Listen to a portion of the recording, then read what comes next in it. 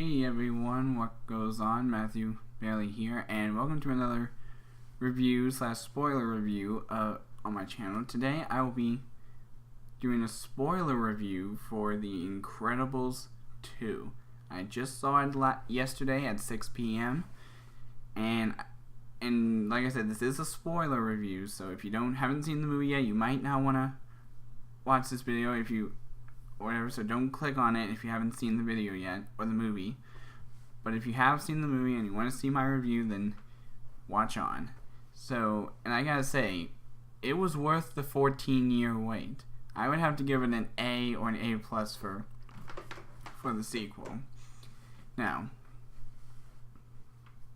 excuse me. So the first thing I wanted to talk about in this movie was that Violet's boyfriend Tony apparently finds out she was a superhero, because if you remember the battle with the Underminer at the end of the first film, that was when apparently Tony found out she was a member of the Incredibles, because she was getting mad that they were sticking her with babysitting, threw off her mask, and as she turns around, all of a sudden there's Tony, and in shock, and she's like, "This isn't what you think it is," and he just bolts.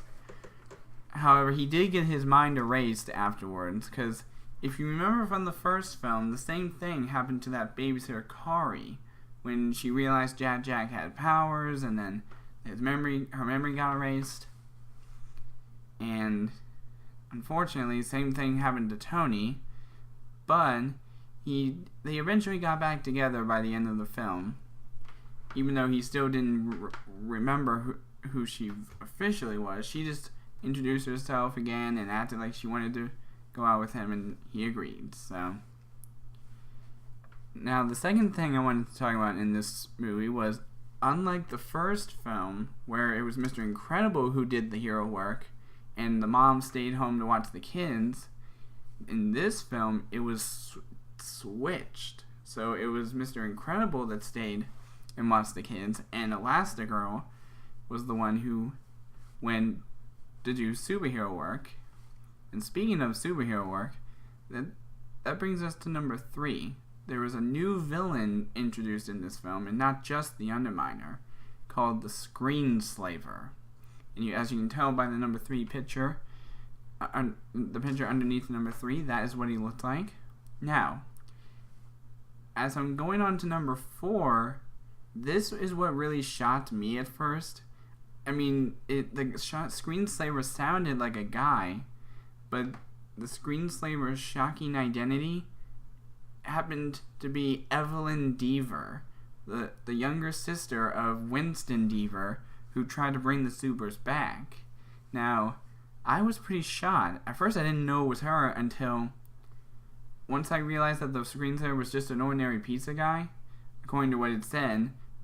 To when Elastigirl said he was just a pizza guy, then she started to realize something with the goggles that were on his head, that were on his mask, and it turns out there was some other goggles underneath the mask, and so someone was actually mind controlling him to be the Screenslaver.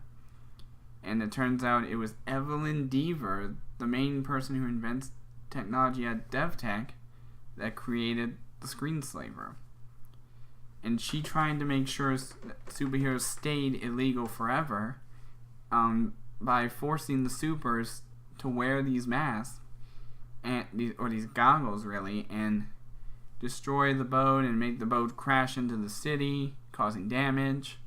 And unfortunately, her plan failed. But speaking of new supers, that brings us to number 5. There are new superheroes in this film that apparently showed up even after the whole... Apparently, even during the events of the first film, these supers underneath the picture inside the picture of number 5 were all in hiding. And apparently, I guess Syndrome never knew that there were other new superheroes besides Frozone, Mr. Incredible, and Elastigirl. So, like I said, unfortunately though, the kids, Violet, Dash, and Jack were the ones who freed their parents and the rest of the supers from Evelyn Deaver's grasp, and she got arrested, and just like the first movie ended, the second movie ended the same way almost. They all put on their masks and stuff. And even their car apparently turned into a new vehicle, and they just went boom, zoomed off into the distance. Now, an extra bonus that I have about this movie after I've watched the whole film is, where's the Underminer after the battle at the beginning of the film? I mean, because he actually did rob the bank successfully, but even during the whole thing with the police scanning and how they were questioning him, they never mentioned that they did get the Underminer. They were just asking that they would have gotten him if they hadn't have butted in. So he's still out there with all that money he stole, and nobody ever knows what happened to him, even after the screensaver was defeated. So who knows? Perhaps maybe the Underminer might return in a third movie. Who knows if there even is going to be a third movie? But I might even try to do a top 3 or 5 ideas for The Incredibles 3 if I get a chance. But that's basically my review for this video, or for this movie. Like I said, I had to give it an A+ at least, because it was worth the 14-year wait. But if they do happen to make a third film, my advice to you, Brad Bird, please don't wait another 14 years just to create another film for The Incredibles. That means in 14 years from now, it would be... So 10 years from now is 2028, plus 4 more years, that's 29, 30, 31. So by 2032, they would finally make a third film. Don't do that, please.